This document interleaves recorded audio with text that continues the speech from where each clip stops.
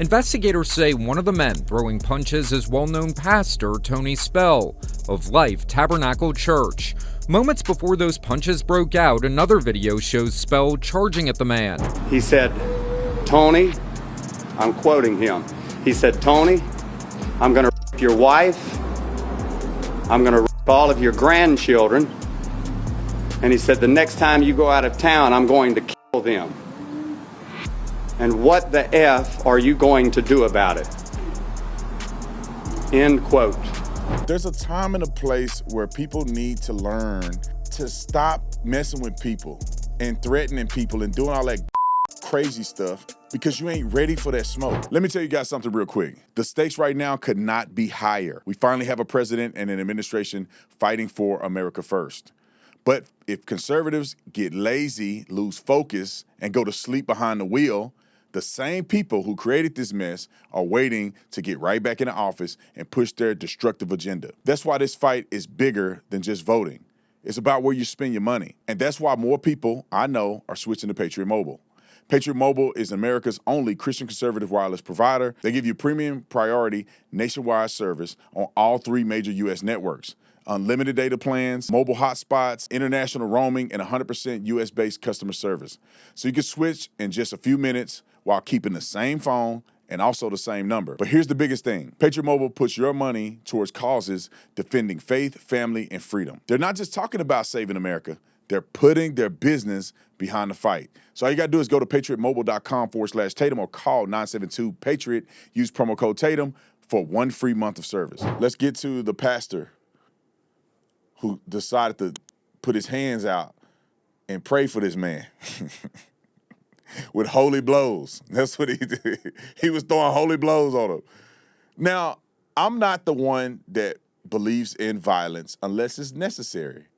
But there comes a point in time where people just need that work. And it's good that a man could, but with the guidance of the Holy Spirit, give him the work. No, I'm just kidding. Y'all gonna be mad at me for saying it. I'm just kidding. All right, roll the clip. Time out.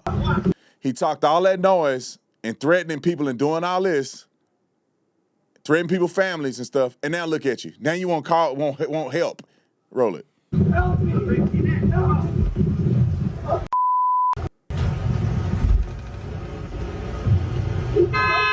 Liberal don't know how to fight.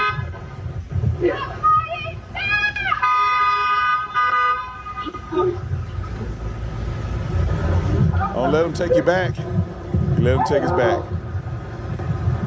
Now he's squirming. Oh man, Bishop had enough. Bishop had enough. He was going to break his neck. Was it going to twist his neck, man? Bishop! Bishop! Somebody get their pastor off here, man. He had enough.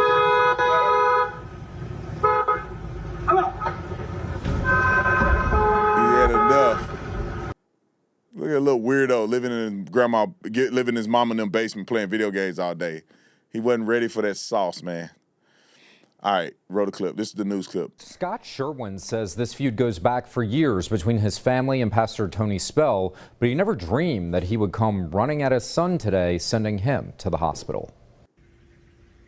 This shocking fight doesn't have any audio because it was taken from a surveillance camera. It captures a brawl breaking out near the city of Central. Punches being thrown before both men fall to the ground. Investigators say one of the men throwing punches is well-known pastor Tony Spell of Life Tabernacle Church. Moments before those punches broke out, another video shows Spell charging at the man. The father of the alleged victim gave the WAFBI team this video with no sound. Spell was arrested shortly after the fight and charged with second-degree battery. Cameras were rolling as deputies took him into custody. These pictures, also provided to us by Scott Sherwin, the father of the young man, are the end result of that brawl, which he says required his 20-year-old son to receive 5 stitches in his chin. Sherwin told the WAFBI team there's been a long-standing feud that's gone on between Spell and his family. I'm glad we listened to God and not the governor. Pastor Tony Spell made headlines and became nationally famous when he defied COVID restrictions during the height of the pandemic in 2020. Spell was charged with 6 misdemeanors before the Louisiana Supreme Court ruled in his favor. Spell's popularity came with defiance, as some Americans believed there was an overreach of government restrictions during the pandemic. We've been mocked, we've been ridiculed, we've been slandered, defamed, but now we're thankful that we have finally been vindicated by the highest court in the state of Louisiana. Arrest documents obtained by the I-Team on Tuesday showed the alleged victim admitted to shouting a profanity at Spell, who then ran across the street and a fight ensued. The arrest report notes that Spell and his attorney declined to comment and told deputies to go ahead with the booking process, which led to this mugshot and a felony charge for Pastor Tony Spell. All right, now here's the pastor and giving his statement on his accounts of what happened. Roll it. This individual is walking up and down the shoulder of the road.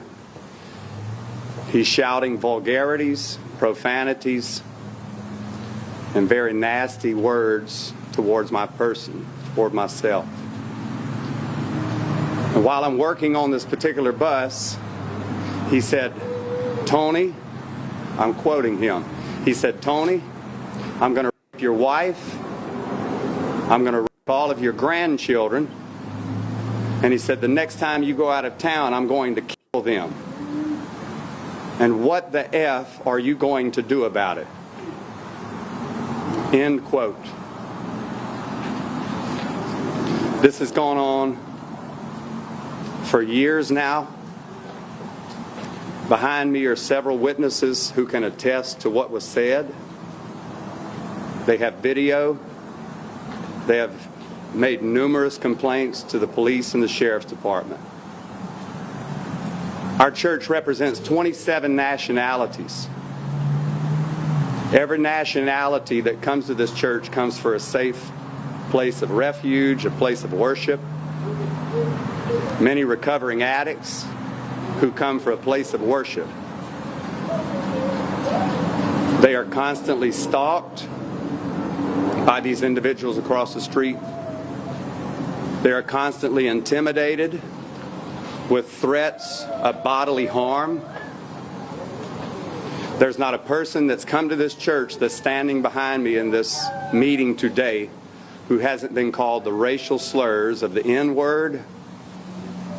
Their children have been screamed and shouted with vulgarities. As a shepherd, I have not allowed the sheep to attack the wolves for what was said to them. Thank you, Bishop. Let me just say this real quick. I just want to give my opinions about this. You know, I'm not a person that believes that you should resort in violence, but there's a time and a place where people need to learn to stop messing with people and threatening people and doing all that crazy stuff because you ain't ready for that smoke. So let it go. And I can just see it right now. I almost feel like the pastor is on the same wavelength as us. You know, a pastor that say, I'm going to stay open during COVID, and he end up winning in that case, tells me what kind of pastor he is. But when these leftist lunatics get to shouting and playing with God, it's at some point, pastors need to take a stand. And I'm not saying every pastor needs to put his hands on people. In this situation, that may have been the appropriate response, but pastors need to quit being soft all the time and take a stand somewhere. You have to take a stand. Let me tell you this. You're not Jesus Christ, okay? You don't have you don't have an assignment where you're going to go to the cross in his days, which means that in a few days it has to be fulfilled that Christ is sacrificed on this day and is raised on this day before Pentecost and all the Passover and all these things that need to be fulfilled. This is why Peter couldn't start whacking people, is because Jesus couldn't avoid the cross. So there was a point in time where there may need to be violence, but Jesus Christ could not get caught up in none of this violence and going to jail and none of this. He had to be taken to the cross.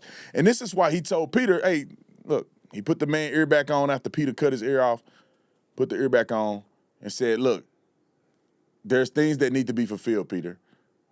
We can't be doing this because I need to go to the cross to fulfill all this stuff. And so in other cases where you see King David and other people of the Bible, we worship the same God, where there was a point in time where you had to stand up for your people. There was a point in time where you had to stand up on principle, 10 toes down, on concrete. And that's why I'm not mad at this pastor for doing that. Sometimes people need their butt whooped, man. It was a good one-to-one man-to-man fight. And when it was over, it was over. It was no punching him while he's unconscious. Nobody used the weapon. It was a straight, you talking that noise, now let's handle it like men, and then we go our separate ways. So some people may not like what the pastor did. I don't have a problem with it. Sometimes you need to spank these people. I'm just saying. Is he going to keep doing it? No, he probably not because he got that spanking.